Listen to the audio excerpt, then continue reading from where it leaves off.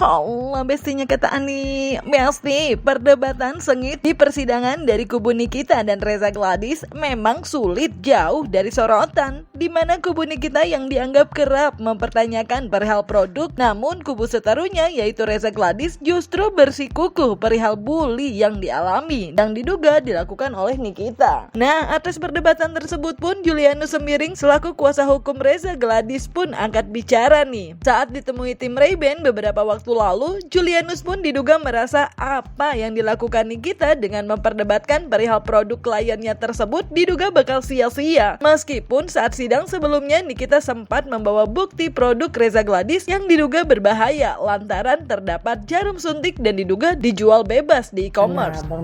Pertama yang semua sampaikan bahwa tentang soal yang dibawa oleh terdakwa Nikita Mirzani bukan bagian dari substansi pokok perkara. Karena apa? Karena klien kami itu kan dari awal menyampaikan bahwa pengancaman yang sampai kepada dirinya tentang soal hancurnya kredibilitas klien kami sebagai dokter estetika dengan perbuatan-perbuatan dari terdakwa Nikita Mirzani di media sosial, ya. Kemudian kalau ini dikaitkan dengan soal produk, nggak ada soal produk. Ya, persoalan-persoalan produk itu kan dari awal kami sampaikan ya melalui di fakta persidangan bahwa terdakwa Nikita Mirzani sebelum tanggal 14 dan 15 November di saat sudah bergesernya uang sebesar 4 miliar tidak pernah mereview soal produk. Itu hanya soal bagaimana dia menjelek-jelekan, menyerang kredibilitas klien kami sebagai seorang profesi dokter. Jadi kalau kemudian kemarin itu dibawa pembuktian soal produk, hubungannya apa gitu? Saya juga bingung. Tapi ya itu terserah terdakwa Nikita Mirzani dan penasihat hukumnya. Kalau menurut saya itu hal yang sia-sia. Tak hanya menduga kalau apa yang dilakukan Nikita diduga merupakan hal yang sia-sia karena bukan materi pokok perkara, Julianus pun memberikan saran agar Nikita sebaiknya menghadirkan saksi-saksi yang bisa meringankannya terkait pokok perkaranya. Di mana kliennya Reza Gladys akhirnya memberikan uang 4 miliar kepada Nikita lantaran kerap disebut abu-abu yang membuat kredibilitasnya sebagai dokter diduga terancam. Terlebih menurut Dede dari pihak Glavitsya pun menyampaikan perihal dugaan produk Reza Gladys yang masuk rilis BPOM. Hingga saat ini belum menerima surat katanya. Dan perihal izin Kemenkes yang juga sempat jadi perdebatan Nikita dan Reza dalam persidangan beberapa waktu lalu pun lagi-lagi dikatakan Julianus agar jangan keluar dari substansi perkara. Cenah. Sia-sia ya.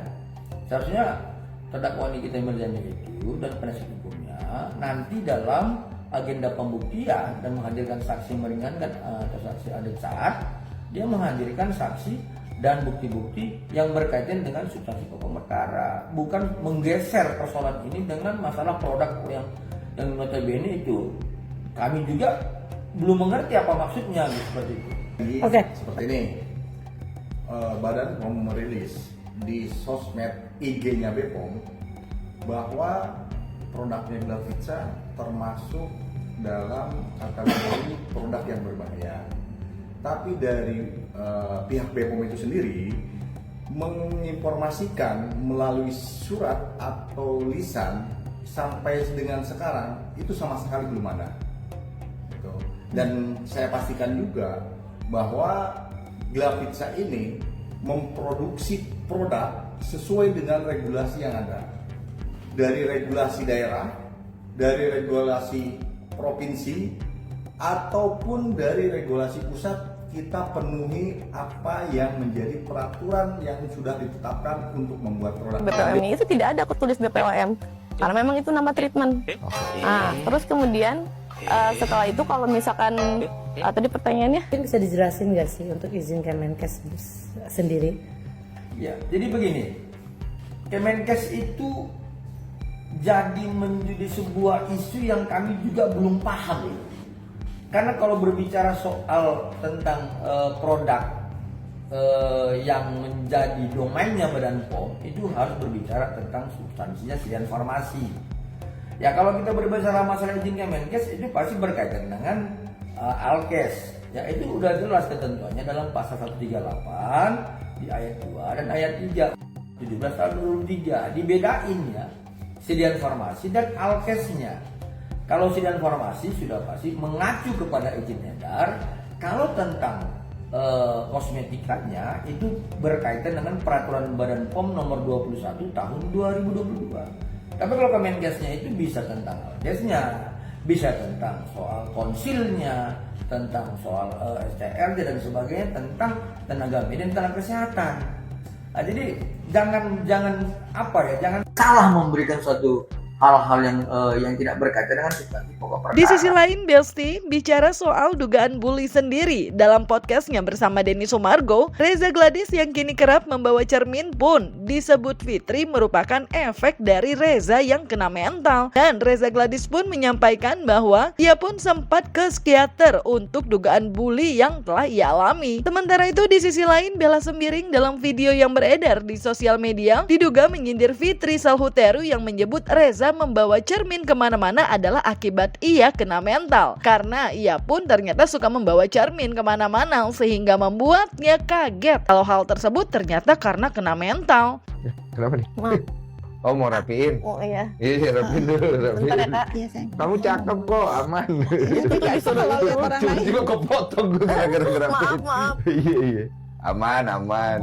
Takut kok ini kena mental nih gara-gara abu-abu mukanya bu. Nafas aja salah, Bang. Nafas aja Kamu salah. kenapa jadi insecure gitu?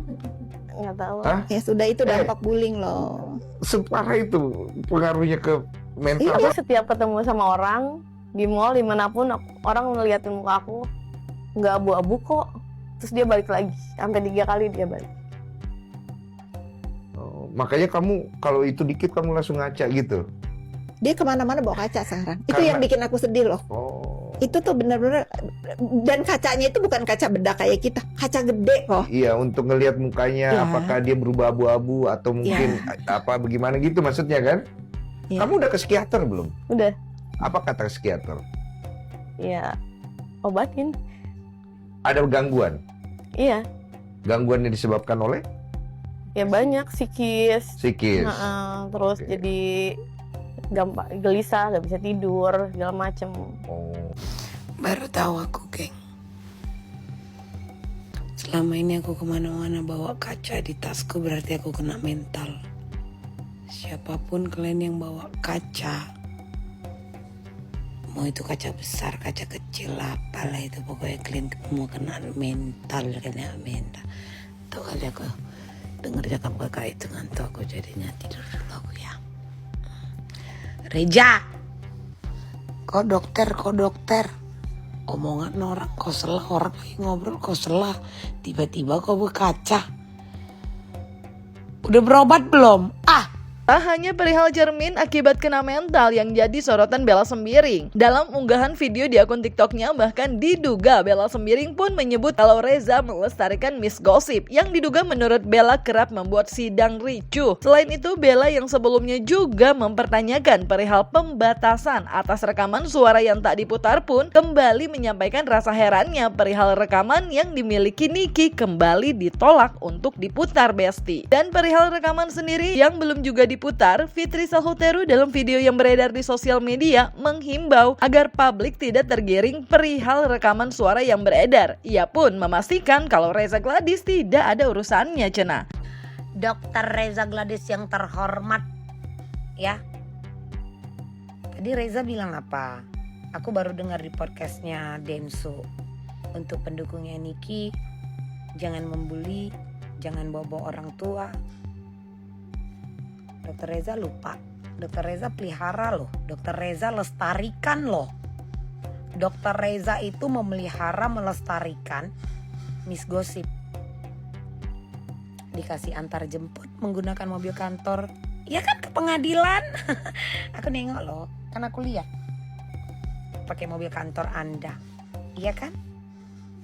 Nongkrong bareng, ngumpul ketawa-ketiwi, makan bareng.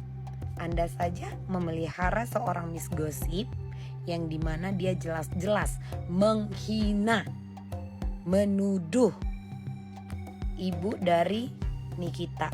Padahal sudah almarhum, itu dibawa-bawa dan dihina dengan sengaja. Dan dengan sengaja juga kalian mempertontonkan bagaimana kalian memelihara seekor Miss Gosip. Gak ada miss-missnya pun ku tengok, mandikan dulu napah. Ini sidang besok, sidang Nikita Mirzani masih ada pembatasan nggak? Udah kayak PSBB, udah kena corona, katanya sidang terbuka. Tapi yang nonton dibatasi, dipilih-pilih. Ini ada apa sih? Ada apa sih? Ada apa? Nggak boleh nge-live. Terus ngapain sidang terbuka, Pak? Pak, yang betul-betul kenapa, Pak? Aku pun besok mau datang. Jadi maksudku gini, nanti dibatasi gitu, harus keluarga. Kalau bukan harus keluarga, kenapa pengawal-pengawalan bisa masuk? Bingung deh, Pak. Besok kayak mana sidang ini? Boleh nge-live apa enggak? Itu satu. Terus besok sidang ini terbuka apa tidak? Kok dibatas-batasi? Ini PSBB kalian. Apa sidang? Setiap ada rekaman yang mau diputarkan, sidang ditutup. 2 kali nih, bos. Padahal sebagai terdakwa juga dia boleh melakukan pembuktian. Dia boleh mempertontonkan ada bukti untuk membantah semua tuduhan. Ini yang kedua, bos. Dengar ada suara rekaman yang mau diputarkan aja itu kelihatan kok kalau dia tuh kaget. Orang hah? Rekaman dari mana? Rekaman apa? Kan HP-nya disita. Terus dan kalian itu nggak usah tergiring, terprovokasi dengan suara rekaman yang beredar, karena itu tidak ada urusannya dengan Dr. Reza. Dan fitnahan yang dituduhkan oleh oknum yang mau memeras juga nggak berhasil, akhirnya itulah ulahnya.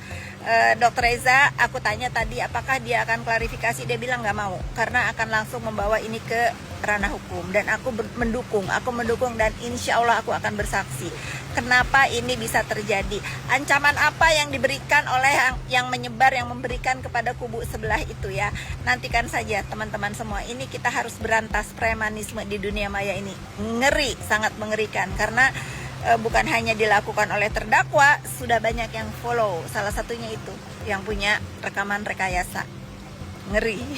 Yap, Besti, sidang udah diskors. Kita tunggu aja di sidang berikutnya. Dan semoga semakin terang benderang ya. Dan pastinya semoga semua juga mendapatkan keadilannya. Yuk, ikutin sidangnya dengan tertib ya, Besti. Jangan lupa like, subscribe biar bisa dapetin video berita kecil lainnya. Cuma di Kata Ani, Besti.